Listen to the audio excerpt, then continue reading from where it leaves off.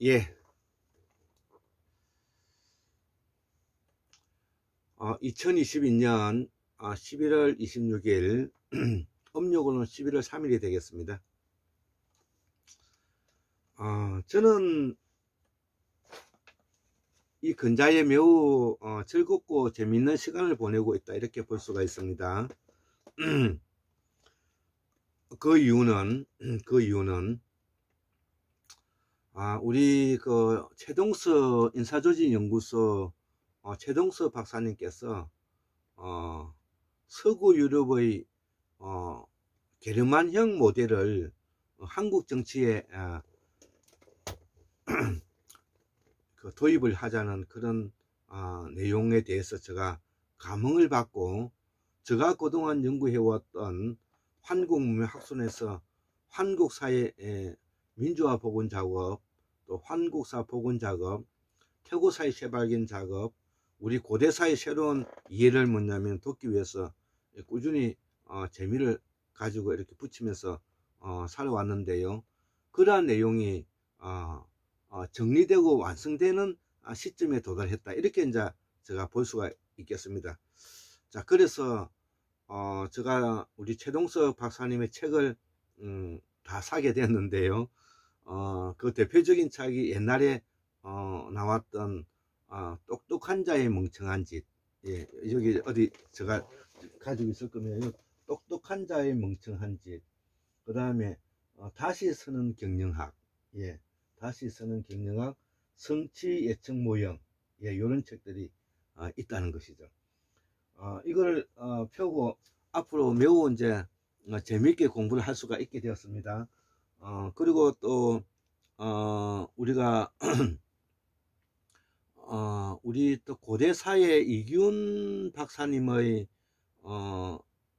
고대사의 진실이라는 그런 유튜브를 보게 되면 아주 그림으로 그 내용들을 잘 설명하고 있습니다. 이제 거기에다가 그 전에 이제 우리 태구사에 일어났던 내용들을 상상력을 입혀서 또 특히 이제 거기에는 현재의 해수면을 그려 넣었기 때문에 예전에 그 당시에 빙하기 때는 그 서해 대평원이 뻘밭이었죠. 예, 그래서 양쯔강, 그 다음에 황하강, 그 다음에 요하강이라고, 옛날에 요하강이, 그 당나라 이전에 요하강이 있고요. 또 나중에 당나라 이후에 요하강이 또 다른데, 요하강 옆에 바로 난하강이 있고요. 우리가 그 난하강 옆에 다시 뭐냐면은 폐수가 있나? 또 요하강이 있고, 그 다음에 압록강이 있고, 그 다음에 대동강이 있고, 임진강이 있고, 그 다음에 한강이 있고, 금강이 있고, 그 다음에 영산강이 있고, 그 다음에 낙동강이 있고, 이게 모두 다 뭐냐면은 서해 대평원을 흘러 들어가는 것이거든요. 그래서 그 서해 대평원으로 흘러가는 그런 내용을 이해하려면은 이 아담의 문명을 찾아서 라는 이런 태고사의 문명 이야기를, 이거 우리가 명승열 박사님이 이제 썼던 이런 책들인데, 제가 여기에 보면 우리가 돌하루방, 예, 돌하루방이 뭐냐면은 있었던 섬에 그 모아이 석상이라든지, 그 다음에 우리가 인도네시아 발리 섬에 있는 석상하고 똑같지 않습니까? 이게 콜롬비아에 있는 그 티와나구의 엘퍼레일레 석상하고도 똑같은 것이고요.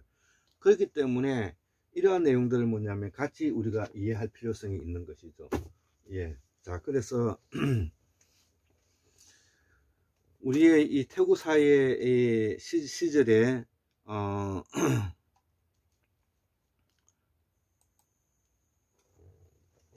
자, 우리가 이 공부를 하다 보면 북방 위진 남북제 시대 때 있는 선비족은 물론이고, 부여족, 그 다음에 고구려족, 그 다음에 백제, 신라, 뭐 낭랑, 이 모두 다 우리들과 같은 이제 동이족 계열의 사람들이죠. 유전자도 거의 같기 때문에 이제는 이들과 그 다음에 이 중원이라고 하면은 지금 현재 옛날에 제나라가 있었던 그 나라들을 말하는 것이죠. 시안서안에서 건너와 가지고 이제 중원이라고 표현하는데, 시안서안은 산악지대고요, 중원이라고 말하는 것은 평야지대인 것이죠.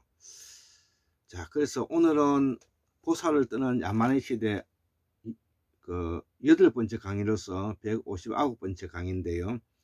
앞 시간의 내용을 조금 더 다시 한번 재미있게 한번 읽어보도록 하겠습니다. 우리 한국사회의 동이족 이동 경로를 말하는데, 이 우리 동이족이 흰 물소대를 타고 순다 대륙에서는 흰 물소대들이 많지 않습니까?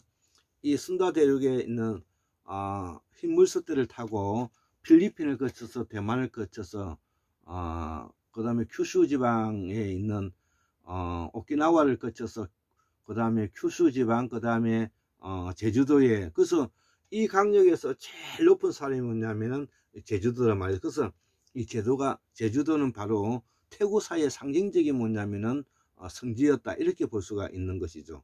그래서 거기에는 또 용왕굴이 많기 때문에 추위가 오면은 거기에 많은 사람들이 들어가 살았다는 뜻이죠. 그렇기 때문에 우리로서는 이 남방 문화를 복원하기 위해서는 이 제주도를 이해하지 않고서는 이 우리의 역사를 이해하기가 어렵다는 것이죠. 그래서 우리 동이족이 흰 물소들을 타고 순다 대륙을 떠나 도착한 곳은 서해대평 항이라는 것이죠.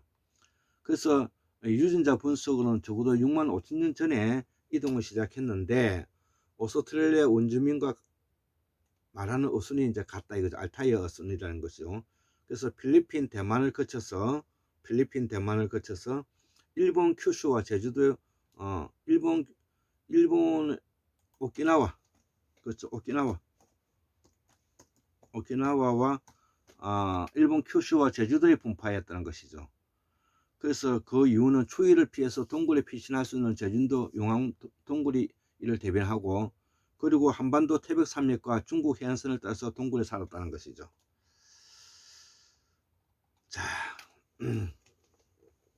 자, 그래서 우리의 이 빙하기 때와 빙하기가 아닌 해수면이 채워졌을 때를 우리가 구분해서 이해해야 되는 것입니다.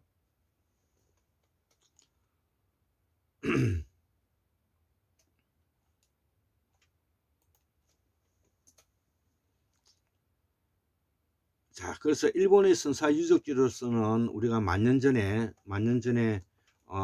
발달한 조목 문화를 대변하는 산나이 마루야마 고고학 유전지가 매우 일본에서는 유명하다는 것이죠. 그래서 우리는 대표적으로 뭐냐면은 춘천 중도에 있는 선사 유적지가 매우 중요하죠. 이것이 뭐냐면은 우리가 신석기 시대 때 매우 뭐냐면은 중요한 유적지 중에 하나가 될 것입니다. 그래서 이 태백산맥을 따라서 한경도의 동굴을 따라서 구석기, 중석기, 신석기 유적이 이 연해주, 간도까지 뻗쳐져 있다는 것이죠. 연해주, 간도까지 뻗쳐져 있다는 것이죠.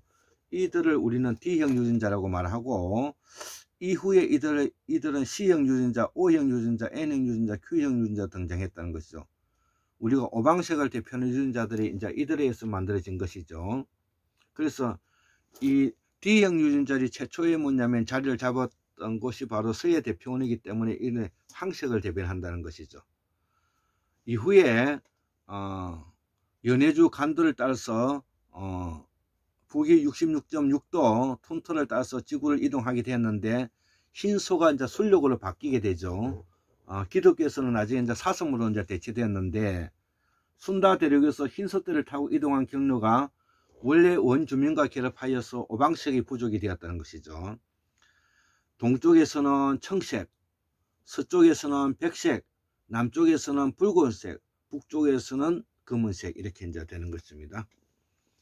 동이족이 흰색과 관련이 있는 것은 보살 사상을 바탕으로 하는 흰소가 마고성의 하늘 사상과 결합하면서 땅과 하늘을 이어주는 구름이 흰 색깔을 하기 때문이다. 이제 보살과 골룸프의 무늬는 구름을 상징하기 때문에 우리가 흰 색깔을 가지고 있는 것이죠. 우리가 보살에 걸치고 있는 실내루 옷도 바로 그런 구름을 상징하는 내용이 되겠습니다. 그래서 일명 이 조몽인들 하는 원주민이 살았던 시기는 일본에서 연구한 학자의 논문은 적어도 15만 년 전부터 뭐냐면 살았다는 것이죠. 그래서 이들은 현재 우리와 같은 현생 인류들인데 우리 동이족이 두각을 나타낸 근거는 서해 대평 황해를 장악했기 때문이다. 이때 D형 유전자가 순다대륙에서 진출한 문명이다 이거죠. 제1기 순다 환인 시기가 7만 5천 년 전 아프리카에서 이주해 왔죠. 제2기 순다 환인 시기가 5만 년 전 동서남북으로 본격적 이주를 시작했고요. 제3기 순다 환인 시대 때 서기 2만 5천 년 전에 북방 문화권에 정착한 시기들이라 이거죠. 이들에 의해서 C형 유전자가 원주민을 장악하는 과정인데 그 이전에 있었던 원주민이 교차되어 가는 과정이다 이거죠. 그 흔적이 우리나라에 황해도가 있다는 것도 그런 이유가 있다는 것이죠. 이들이 환국을 건설한 주역들인데 그 강력이 남북 5만리, 동서 2만리를 포함한다. 나주 1만 7천 년 전 최대 빙하기 때 비령기 때 판찰러스 강력에 모여들어서 여기서 언어의 조합이 이루어졌다 이거죠. 나가마야가 산스크리트로 바뀌게 되었고 여기서 동서남북으로 문명이 퍼져나갔다 이거죠. 이때 산스크리트가 청동기 문명이 다시 역수입돼서 서쪽에서 동쪽으로 최근리에 이동해 왔다는 것이죠. 이때부터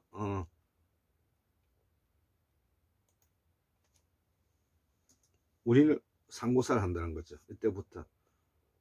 자, 그래서 넓은 의미로 상고사는 2만 5천 년 전을 비정하는데 마지막 빙하기 간빙기 때다 있다. 이때부터 천초환인 시대라 부르는데 제1기 천초환인 시기가 2만 5천 년 전, 제2기 천초환인 시기가 1만 7천 년 전, 제3기 천초환인 시기가 1만 2천 년 전. 이렇게 이때부터 이제 광명이서라고 부르죠. 방고환인, 제스환인, 배달환웅, 당군천재, 하은주진 이렇게 이제 이어지는 것이죠.